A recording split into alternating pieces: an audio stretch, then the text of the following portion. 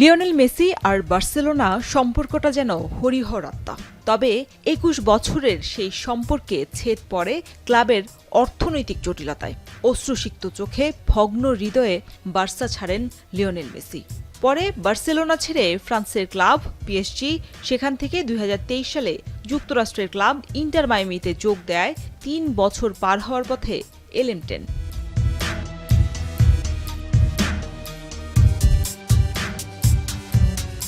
অথচ এই সময়টায় তিনি থাকতে পারতেন তার প্রিয় ক্লাব বার্সেলোনায়।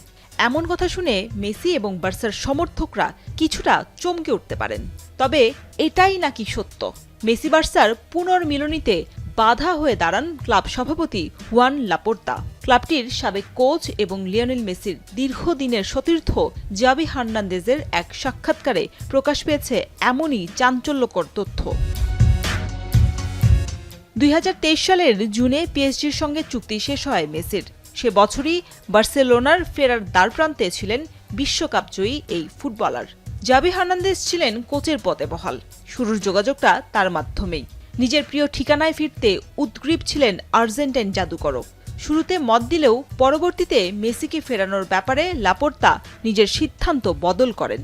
জাভি বলেন, চুক্তির প্রক্রিয়া দারুণভাবে শেষ হওয়ার পথে ছিল, তবে বেতন সংক্রান্ত ঝামেলার কথা বলে মেসিকে ক্লাবে ফেরাতে চাননি ক্লাব সভাপতি লাপোর্তা।